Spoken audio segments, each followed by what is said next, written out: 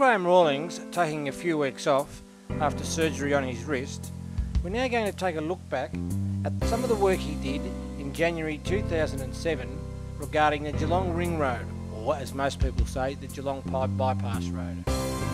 Vic Roads is responsible for the management of Victoria's arterial road network.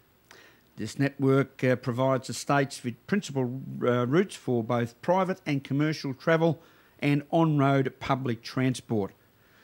The effective development and maintenance of the network contributes to the community by increasing safety, efficiency and comfort of road travel and reducing travel times, fuel usage and pollution.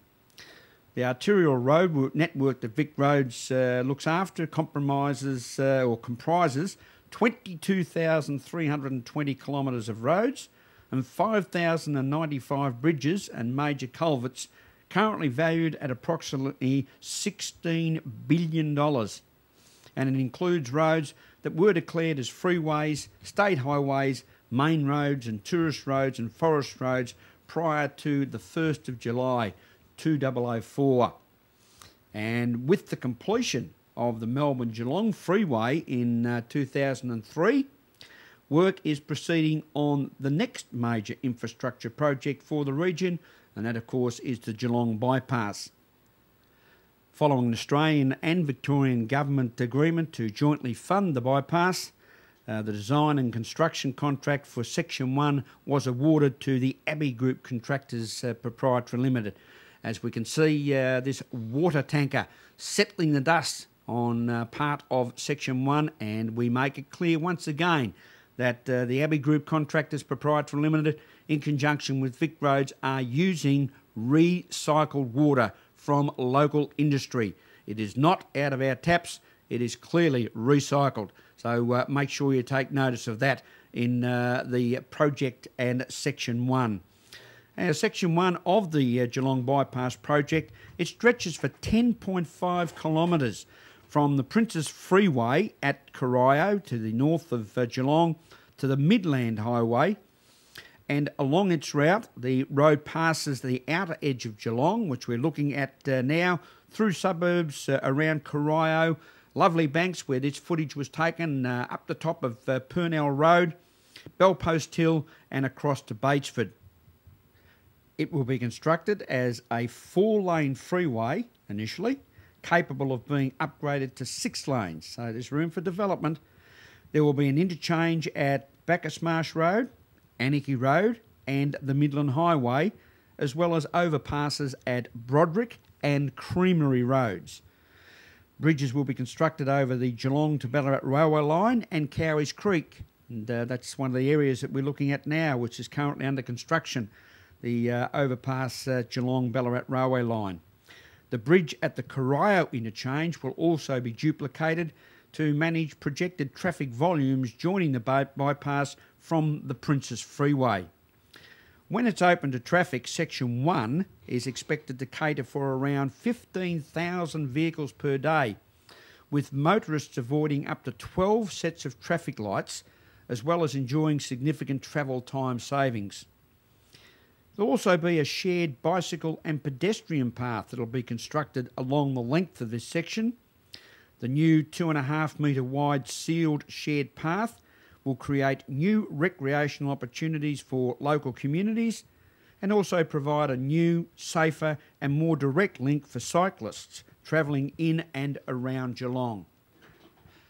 Architecturally designed noise walls, which are built from weathering steel, will be created specifically for this section of the project, and I think you can appreciate that when you see how close, in this scene for instance, where the water tanker with recycling water, how close the back fences of some of those residents are coming to what will be the ring road. But those specially designed noise walls will certainly assist. The walls are innovative in their use of steel with coloured acrylic panels and range in height from 2 to 6 metres. There'll also be significant landscaping that will take place along the length of Section 1. Local wildlife will be encouraged by the thousands of native and indigenous trees, shrubs and grasses that will be planted. So it will be a very environmentally sensitive area. The road will also use an environmentally sensitive drainage system, as well as other environmental features like specially designed wetlands and landscaped watercourses to protect the water quality in local creeks and rivers. Road safety features include emergency stopping lanes, median safety barriers and help phones linked to both VicRoad's traffic control centres and other emergency units.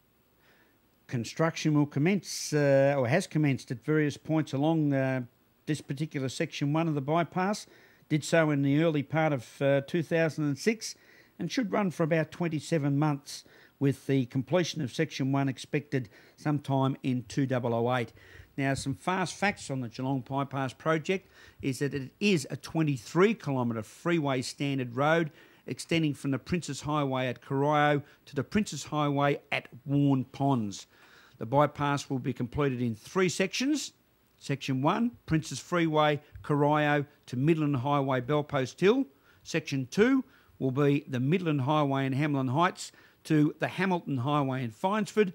And Section 3, the Hamilton Highway in Finesford to the Princes Highway out at Warn Ponds. The entire project is timed for completion in 2009, and when fully operational, the bypass will carry an estimated 25,000 vehicles per day and avoid up to 29 sets of traffic lights through Geelong. The Victorian and Australian governments have committed over $376 million so far in total funding for this wonderful project. Yes, the Geelong By-Pass. And if you want to update yourself on any information associated with the Geelong By-Pass project, you can call in to VicRoad's Geelong By-Pass project office, which is located at 444 Princes Highway, Corio, just as you come into Geelong. The Geelong By-Pass. As we now go to a break on Geelong Newsbeat.